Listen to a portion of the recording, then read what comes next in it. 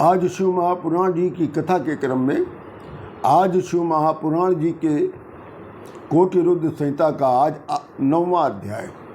इस अध्याय का नाम है चंडालिनी द्वारा बिल्व पत्र फेंकने और उसके शिव पर गिरने से उसे परम पद की प्राप्ति। ब्राह्मण लोग ऋषिगण सूत जी से कहते हैं कि हे सूत जी, वो चंडालिनी कौन थी जिसने महाबालेश्वर की पूजा कर तत्क्षण उसे स्वर्ग की प्राप्ति हो गई। हम लोग उसकी कथा सुनना चाहते हैं, कृपया कर उसकी कथा विस्तार से बताएं।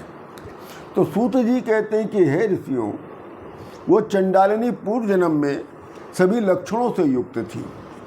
चंद्रमा के समान मुख वाली ब्राह्मण की कन्या थी। उसका नाम सोमनी था।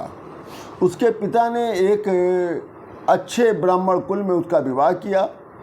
तदंतर पतिव्रता सोमनी अपने पति के साथ रमण करने लग गई। एक समय उसका नौजवान पति कम उम्र में ही वो रोग से पीड़ित हो गया और रोग से पीड़ित होने के कारण उसका पति का देहांत कम उम्र में हो गया।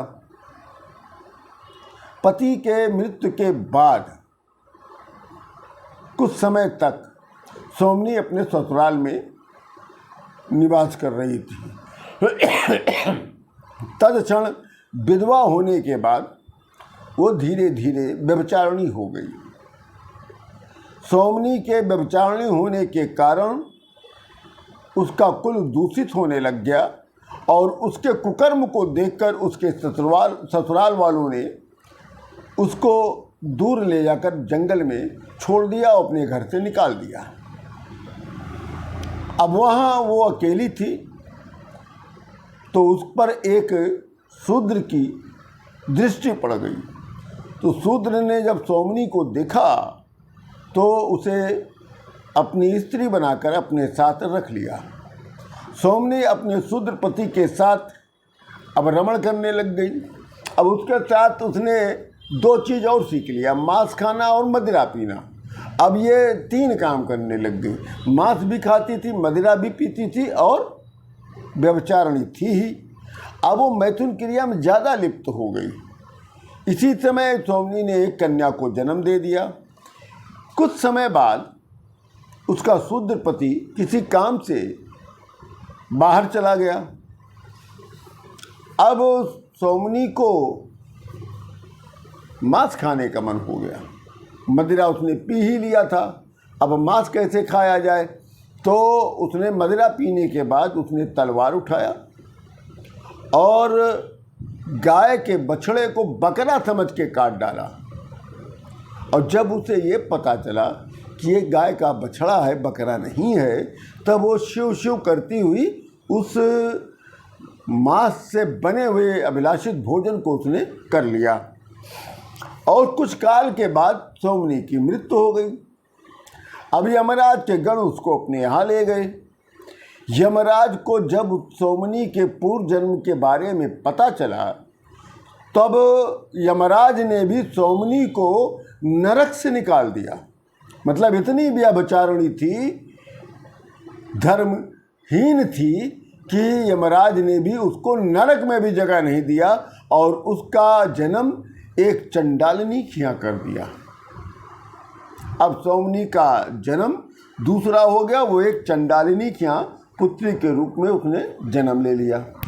अब वो जन्म लेते ही वो दोनों आँखों से अंधी थी और कोयले से के समान वो काली थी और इसके साथ वो जन्म लेते ही वो कुष्ठ रोग से पीड़ित थी। कुछ काल तक उसके माता पिता ने उसका लालन पालन किया, फिर कुछ काल के बाद उसके माता पिता का भी देहांत हो गया। अब न उसका विवाह हुआ न ठीक से उसका पालन हुआ। अब वो चंडालिनी बनकर भूख से व्याकुल होकर हाथ में लाठी लेकर इधर उधर घूमती रहती थी और चांडालों के जूठन से वो अपने पेट की ज्वाला को शांत किया करती थी। इस प्रकार वो चंडालिनी वृद्धावस्था को प्राप्त कर गई। कुछ दिन बाद जब वृद्धावस्था में आ गई तो उसे ये पता चला कि चतुर्दशी के दिन गोकर्ण क्षेत्र में बहुत बड़ा महोत्सव होता है। तो वो भिक्षा मांगने के लिए वहाँ जाने का उसने विचार बनाया कि वहाँ पर बड़े बड़े भक्त आते हैं, शंकर भगवान के बड़े बड़े महाजन आते हैं, वहाँ भिक्षा अच्छी मिलेगी और कुछ दिन तक पेट की ज्वाला शांत होती रहेगी। अब गोकर्ण में चंडालिनी दीन वचनों को बोलती हुई महाजनों से, भक्तों से प्रार्थना करती हुई भिक्षा मांग रही थी। किसी तरह से चंडालिनी के हाथ में कुछ बेलपत्र कहीं से आ गया तो और उसके हाथ से कोई यात्री ने एक बेलपत्र लेके महाबलेश्वर को भी चढ़ा दिया। चंडालिनी को जब पता चला कि ये कोई खाने की वस्तु नहीं है, ये कोई पत्ता वत्ता है, तो उसने उठा के फेंक दिया। जब उसने उस बेलपत्र को अपने हाथ से कोई पत्ता समझ के फेंका है तो वो सीधा पत्ता महाबलेश्वर शिव जी के मस्तक पर जाकर गिर गया और वो दिन चतुर्दशी का था। अब यहाँ देखिए महाराज, चतुर्दशी का दिन था और उसको भिक्षा उस दिन नहीं मिला तो भूख के मारे उसका दिन भर का व्रत हो गया और रात का जागरण भी हो गया, क्योंकि भूख से उसको नींद भी नहीं आई।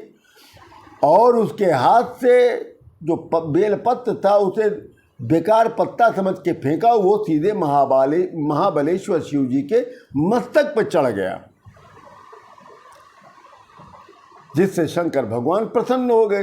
परंतु वो उसको भी पता नहीं चला, वो दुखी होकर अपने घर को लौटने लग गई और दुर्बल होने के कारण वो चल नहीं पा रही थी और रास्ते में वो एक जगह उसे चक्कर आ गया, बेहोश हो गई।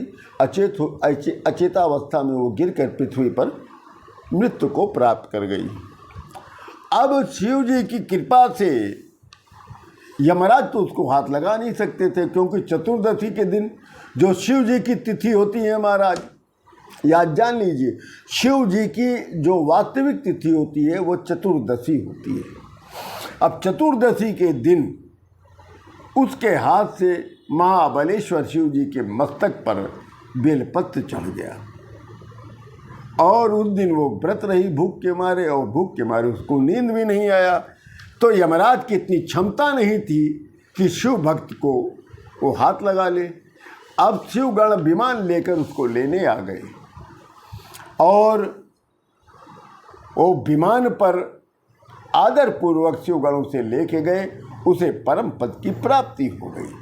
सूत जी कहते हैं कि हे ब्राह्मणों, वो चंडालिनी व्यभिचारिणी स्त्री जिसने अज्ञानवश शिव जी का नामोच्चारण किया था और दूसरे जन्म में उसके हाथ से महाबलेश्वर को चतुर्दशी शिव तिथि के दिन बिल्व पत्र भी चढ़ गया और इसी दिन भूखे रहने के कारण व्रत और जागरण भी हो गया,